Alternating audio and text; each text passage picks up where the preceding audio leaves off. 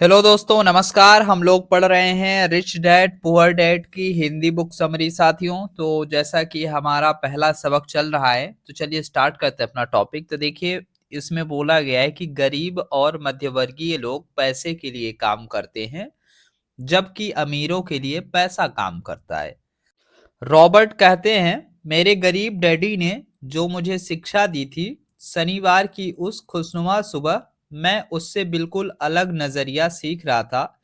9 साल की उम्र में मैं यह समझ गया था कि दोनों डैडी ही चाहते थे मैं सीखूं। दोनों ही डैडी मुझे पढ़ने के लिए प्रेरित करते थे। फर्क सिर्फ इतना था कि दोनों के सुझाए विषय अलग अलग थे।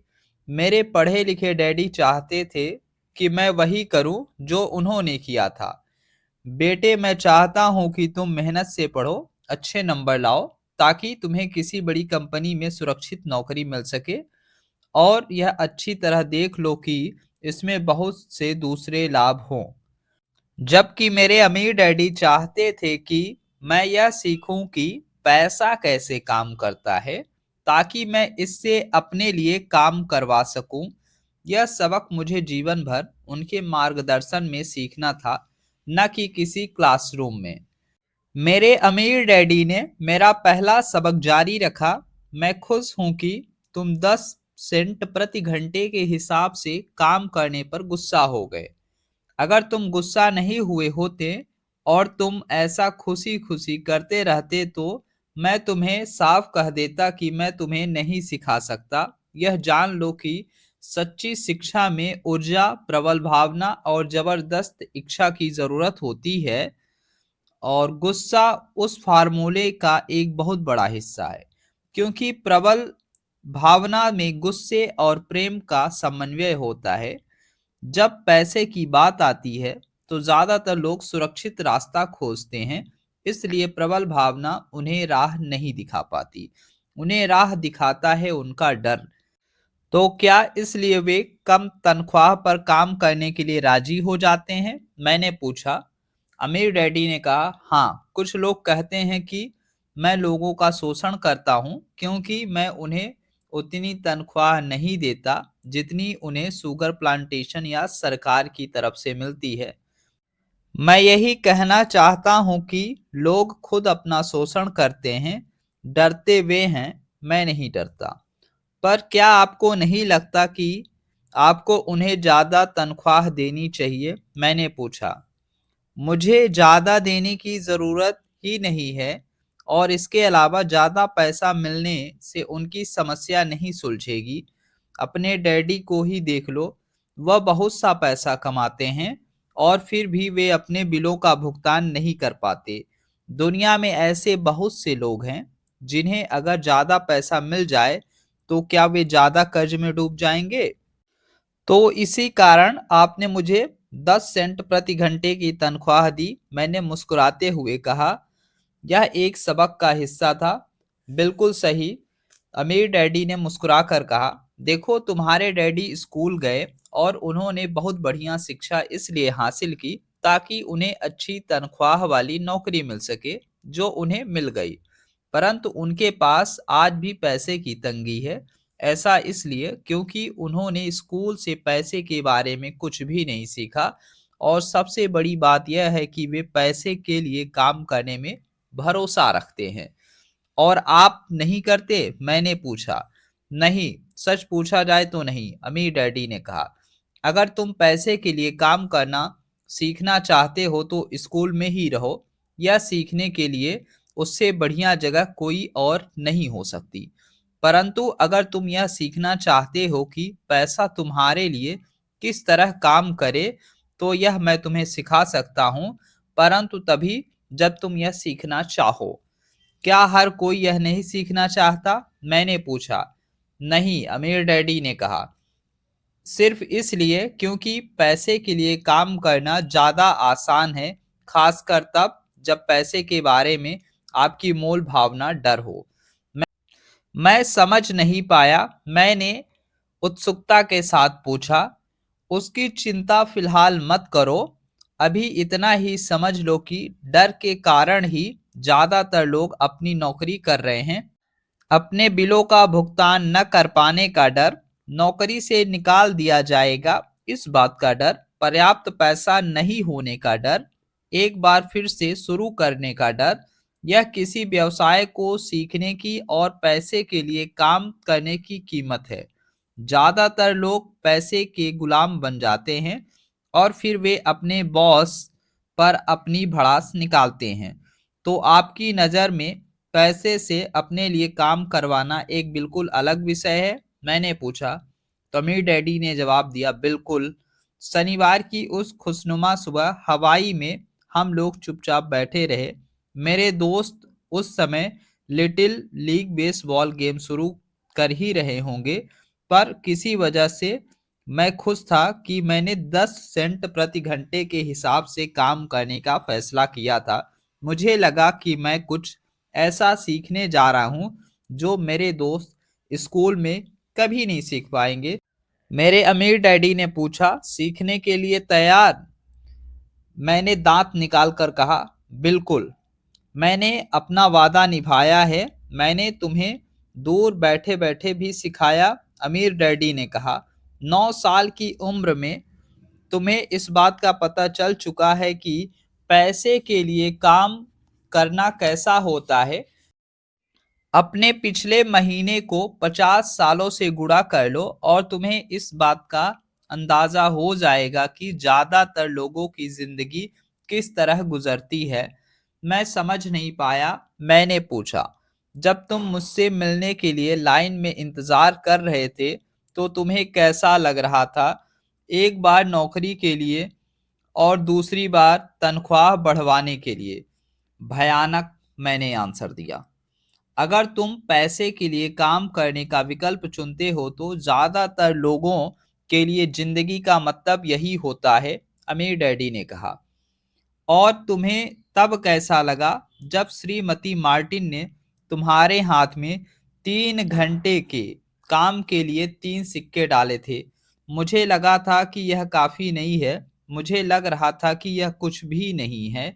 मैं निराश हुआ था, मैंने कहा। और यही ज्यादातर कर्मचारियों को लगता है जब वे अपनी तनख्वाह के चेक को देखते हैं, खासकर तब जब उससे टैक्स और बाकी कटौतियां कट कर ली जाती हैं। कम से कम तुम्हें तो पूरी तनख्वाह मिलती थी, उन्हें तो पूरी तनख्वाह भी नहीं मिलती। आपका मतलब है कि ज्यादातर कर्मचारियों को पूरी तनख्वाह नहीं मिलती? मैं हैरान था। नहीं, अमीर डैडी ने कहा, सरकार हमेशा अपना हिस्सा पहले ही ले लेती है। सरकार ऐसा कैसे करती है? मैंने पूछा। तब अमीर डैडी ने कहा, टैक्स के माध्यम से। जब आप कमाते हो तो आप पर टैक्स लगता है, जब आप खर्च करते हो तो आप पर टैक्स लगता है, जब आप बचाते हो तो आप पर टैक्स लगता है, जब आप मर जाते हो तो आप पर टैक्स लगता है। लोग सरकार को ऐसा क्यों करने देते हैं? मैंने पूछा। अमीर लोग ऐसा नहीं करने देते, अमीर डैडी ने मुस्कुराकर कहा, परंतु गरीब और मध्यवर्गीय लोग ऐसा करने देते हैं। मैं दावा करता हूं कि तुम्हारे डैडी से ज्यादा कमाता हूं, परंतु वे ज्यादा टैक्स देते हैं। यह कैसे संभव है? मैंने पूछा। 9 साल का बच्चा इस अजीब आंकड़े को समझ नहीं पा रहा था। कोई आदमी सरकार को ऐसा करने की इजाजत कैसे दे सकता है? अमीर डैडी चुपचाप बैठे रहे। मैं समझ गया कि वे चाहते हैं कि मैं सुनूं, न कि उनसे फालतू के सवाल करूं। आखिर मैं शांत हो गया। मैंने सुना कि वह मुझे अच्छा नहीं लगा था। मैं जानता था कि मेरे डैडी हमेशा टैक्स का रोना रोते रहते थे, परंतु दरअसल इस बारे में वे कुछ नहीं कर पाते थे। क्या जिंदगी उन्हें धक्का दे रही थी? अमीर डैडी मेरी तरफ देखते हुए अपनी कुर्सी में धीमे धीमे और खामोशी से हिलने लगे। सीखने के लिए तैयार? उन्होंने पूछा। मैंने अपना सिर धीमे से हिलाया, जैसे मैंने कहा, सीखने के लिए बहुत कुछ है। पैसे से अपने लिए काम कैसे करवाया जाए, यह जिंदगी भर चलने वाली पढ़ाई है। ज्यादातर लोग 4 साल के लिए कॉलेज जाते हैं और उनकी पढ़ाई पूरी हो जाती है। मैं पहले से ही जानता हूँ कि मेरी धन संबंधी पढ़ाई जीवन भर चलेगी और इसकी वजह यह है कि मैं जितना ज़्यादा जान लेता हूँ चलता है, उससे भी ज़्यादा जानने की मेरी जिज्ञासा बढ़ती चली जाती है। ज़्यादातर लोग इस विषय में कभी नहीं पढ़ते। वे नौकरी पर जाते हैं और अपनी तनख्वाह लेते हैं, अपनी चेकबुक को बैलेंस करते हैं और बात खत्म हो जाती है। इसके बाद भी उन्हें अचरज होता है कि उनके जीवन में पैसे की समस्याएँ क्यों हैं। फिर वे सोचते हैं कि ज़्यादा पैसे से उनकी समस्याएँ हल हो जाएँगी।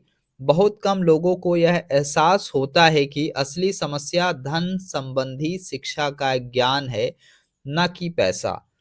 तो मेरे डैडी को टैक्स की समस्या इसलिए है क्योंकि उनमें पैसे की समझ नहीं है। मैंने विचलित होकर पूछा, देखो, अमीर डैडी ने कहा, पैसे से अपने लिए कैसे काम करवाया जाए, टैक्स तो उस शिक्षा का सिर्फ एक हिस्सा है। आज तो मैं सिर्फ यह देखना चाहता हूँ कि तुम में अब भी पैसे के बारे में सीखने की प्रबल इच्छा बची है या नहीं। ज़्यादातर लोगों में सीखने की प्रबल इच्छा नहीं होती है। वे स्कूल जाना चाहते हैं, कोई व्यवसाय सीखना चाहते हैं, अपनी नौकरी में मज़े करना चाहते हैं और ढेर सारा पैसा कमाना चाहते हैं।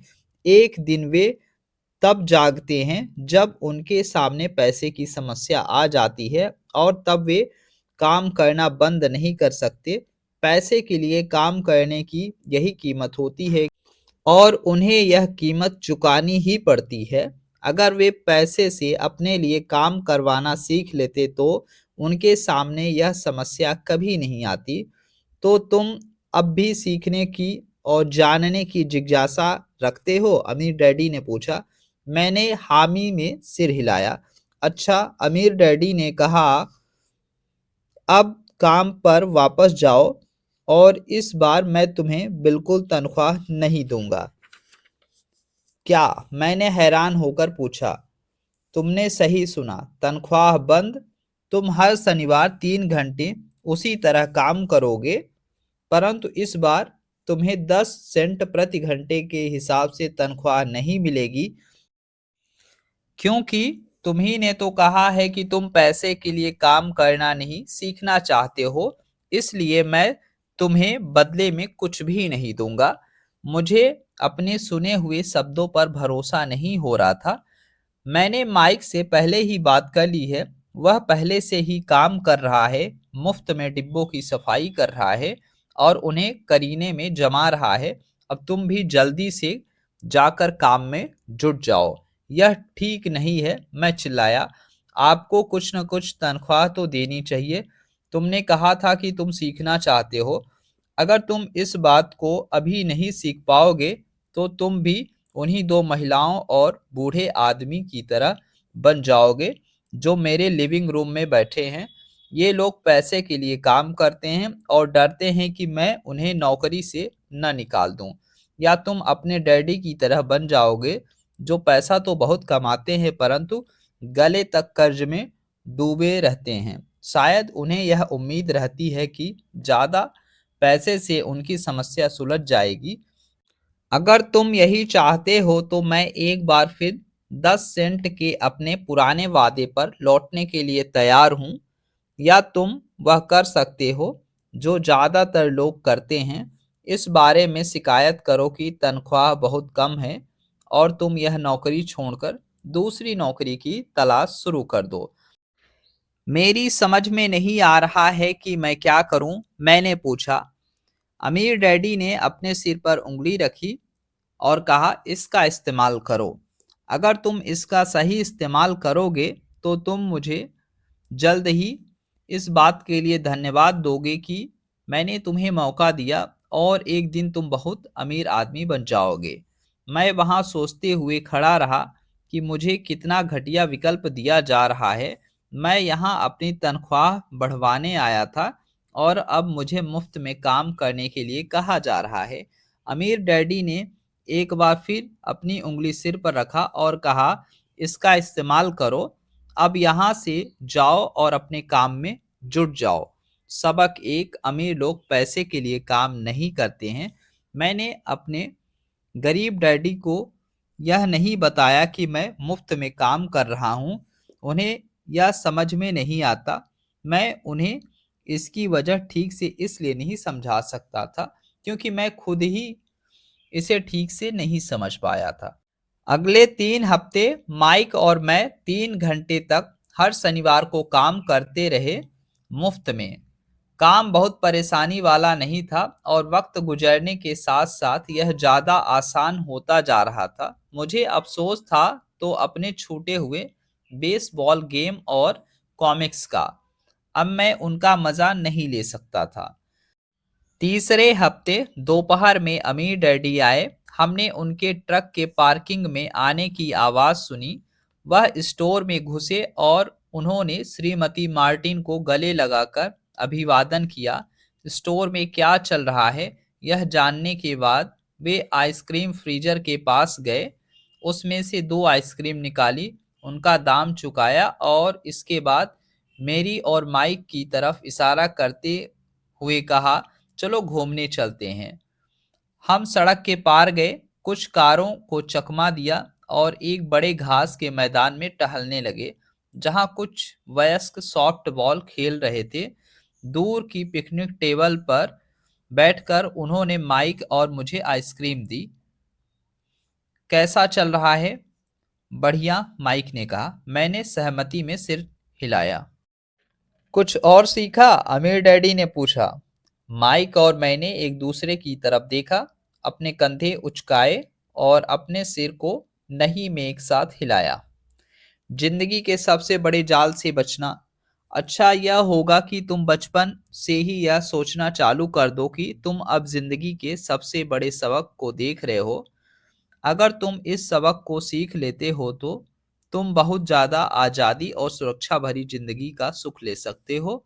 अगर तुम यह सबक नहीं सीख पाते हो तो तुम भी श्रीमती मार्टिन और इस पार्क में खेल रहे ज़्यादातर लोगों की तरह ही बन जाओगे। वे बहुत ज़्यादा मेहनत करते हैं परंतु उसके बदले उन्हें बहुत कम पैसे मिलते हैं। वे नौकरी की सुरक्षा के मोह में फंसे रहते हैं। हर साल मिलने वाली 3 हफ्ते की छुट्टियां और 45 साल तक काम करते रहने के बाद मिलने वाली थोड़ी सी पेंशन का सपना देखते रहते हैं। अगर इस तरह की जिंदगी जीने में तुम्हें सुख मिलता है तो मैं तुम्हारी तनख्वाह बढ़ाकर 25 सेंट प्रति घंटा कर सकता हूँ। परंतु यह लोग अच्छे लोग हैं और मेहनती भी हैं, फिर आप उनका मजाक क्यों उड़ा रहे हैं? मैंने पूछा। अमीर डैडी के चेहरे पर मुस्कान आ गई। श्रीमती मार्टिन मेरे लिए माँ जैसी हैं और इतना कठोर नहीं हो सकता कि उनका मजाक उड़ाऊं। यह कठोर लगता जरूर है क्योंकि मैं तुम दोनों के सामने स्थिति स्पष्ट करना चाहता हूँ और वह भी आसान शब्दों में। मैं तुम्हारे नज़रिए को बड़ा करना चाहता हूँ ताकि तुम कुछ आगे भी देख सको, दूर तक देख सको। ज़्यादातर लोगों को आगे देखने का फायदा कई बार सिर्फ इसलिए नहीं मिल पाता क्योंकि उनके देखने का दायरा बहुत छोटा होता है। ज़्यादातर लोग जिस जाल में फंसे हुए हैं वे उसे ही नहीं देख पाते हैं। माइक और मैं वहां पर सोचते हुए बैठे रहे क्योंकि हम उनकी बातों का मतलब पूरी तरह नहीं समझ सके थे। उनकी बातें सुनने में कठोर और कड़वी लग रही थी परंतु हम यह भी जानते थे कि वे हमें कुछ सिखाने के लिए काफी कोशिश कर रहे हैं। मुस्कुराहट के साथ अमीर डैडी ने कहा, क्या 25 सेंट प्रति घंटा का ऑफर अच्छा नहीं लगा? क्या इससे दिल की धड़कन तेज नहीं हुई? मैंने अपना सिर नहीं में हिलाया, जबकि असल में ऐसा ही हुआ था। 1 घंटे काम के बदले 25 सेंट मेरे हिसाब से बहुत बढ़िया सौदा था। अच्छा मैं तुम्हें 1 घंटे के $1 दूंगा, अमीर डैडी ने शरारत भरी मुस्कान के साथ कहा। अब मेरा दिल तूफान मेल की तरह दौड़ रहा था। मेरा दिमाग चीख चीख कर कह रहा था, इसकी बात मान लो, मान लो। मुझे अपने कानों पर भरोसा नहीं हो रहा था परंतु फिर भी मैं चुप रहा। अच्छा, $2 प्रति घंटा। मुझे ऐसा लग रहा था जैसे मेरे छोटे से 9 साल पुराने दिमाग में किसी ने बम फोड़ दिया है। 1956 में $2 प्रति घंटे की कमाई मुझे दुनिया के सबसे अमीर बच्चा बना देने वाली थी। मैं इतना सारा पैसा कमाने की कल्पना भी नहीं कर सकता था। मैं हाँ कहना चाहता था। मैं सौदा पक्का करना चाहता था। मुझे नई साइकिल दिख रही थी, नए बेसबॉल की ग्लव्स दिख रहे थे। मेरे पास कड़क नोट देखकर मेरे दोस्तों की जलन और तारीफ भी मुझे साफ दिख रही थी। इससे बड़ी बात यह थी कि जिमी और उसके अमीर दोस्त मुझे फिर कभी गरीब नहीं कह सकते थे, परंतु किसी वजह से मैं खामोश खड़ा रहा। हो सकता है कि मेरे दिमाग में गर्मी बढ़ जाने से इसका फ्यूज उड़ गया हो, परंतु मन ही मन मैं $2 प्रति घंटे का ऑफर मानने के लिए बेताब था। आइसक्रीम पिघल चुकी थी और मेरे हाथ पर बह रही थी। तो दोस्तों, इसके आगे की कहानी आपको भाग 4 में मिलेगी। तो बने रहिए हमारे साथ इस किताबी दोस्त यूट्यूब चैनल पे।